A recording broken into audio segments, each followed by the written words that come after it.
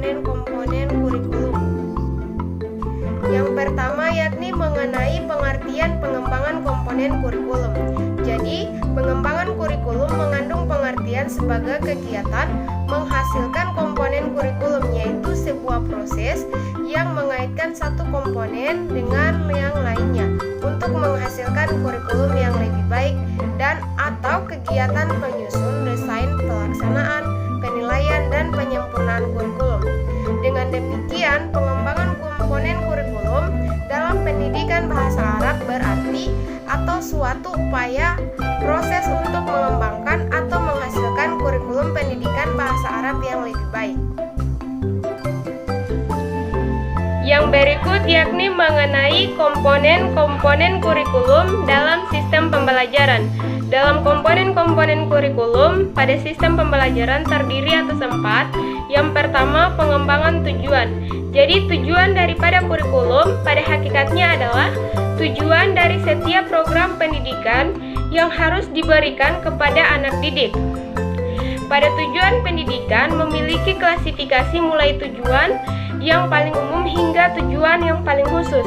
Nah, hal ini dapat diukur yang akan kompetensi tujuan pendidikan diklasifikasikan menjadi 4, yaitu yang pertama, tujuan pendidikan nasional atau TPN merupakan sasaran akhir yang harus dijadikan pedoman oleh setiap usaha pendidikan. Kemudian yang kedua, tujuan institusional yang harus dicapai oleh setiap lembaga pendidikan. Yang ketiga, tujuan kuriler yang harus dicapai oleh setiap bidang studi atau mata pelajaran. Dan yang berikut yaitu mengenai tujuan pembelajaran. Nah, tujuan pembelajaran atau tujuan yang disebut dengan tujuan instruksional merupakan tujuan yang paling khusus. Tujuan pembelajaran adalah kemampuan kompetensi atau keterampilan yang harus dimiliki oleh setiap siswa. Adapun istilah-istilah tingkah laku yang dapat diukur sehingga menggambarkan indikator hasil belajar itu diantaranya yang pertama mengidentifikasi, yang kedua menyebutkan, yang ketiga menyusun, yang keempat menjelaskan, yang kelima mengatur, dan yang terakhir yakni membedakan. Kemudian komponen yang kedua yakni materi atau isi. Komponen isi atau materi pelajaran pada kurikulum merupakan komponen yang berhubungan pengalaman belajar yang harus dimiliki siswa. Isi kurikulum meliputi jenis-jenis bidang studi yang diajarkan dan isi program masing-masing bidang studi tersebut.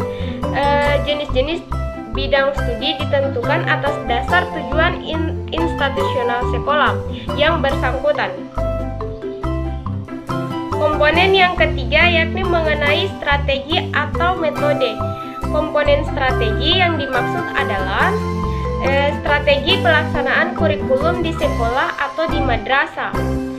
Kemudian strategi atau metode adalah komponen yang mempunyai fungsi yang sangat menentukan keberhasilan pencapaian tujuan, sangat ditentukan oleh komponen ini. Bagaimanapun lengkap dan jelaskan komponen lain tanpa dapat diimplementasikan melalui strategi yang tepat, maka komponen-komponen tersebut tidak akan memiliki makna dalam proses pencapaian tujuan. Komponen yang keempat yakni mengenai alat dan sumber. Walaupun fungsinya sebagai alat bantu, akan tetapi memiliki peran yang tidak kalah pentingnya dalam kemajuan teknologi. Seperti sekarang ini, memungkinkan secara siswa dapat belajar dari mana saja, kapan saja, dengan memanfaatkan hasil yang teknologi. Oleh karena itu, peran dan tugas guru bergeser dan peran sebagai sumber belajar menjadi peran sebagai pengolah sumber belajar. Melalui penggunaan berbagai sumber itu, diharapkan kualitas pembelajaran akan semakin meningkat. Komponen yang terakhir yakni evaluasi. Evaluasi merupakan proses yang sangat penting dalam kegiatan pendidikan formal. Evaluasi sebagai alat untuk melihat keberhasilan dapat dikelompokkan dalam dua jenis, yaitu yang pertama tes, di mana harus memiliki dua kriteria, yakni kriteria validitas dan reliabilitas. Yang kedua, jenis non-tes adalah alat evaluasi yang digunakan untuk menilai aspek tingkah laku termasuk sikap, minat, dan motivasi.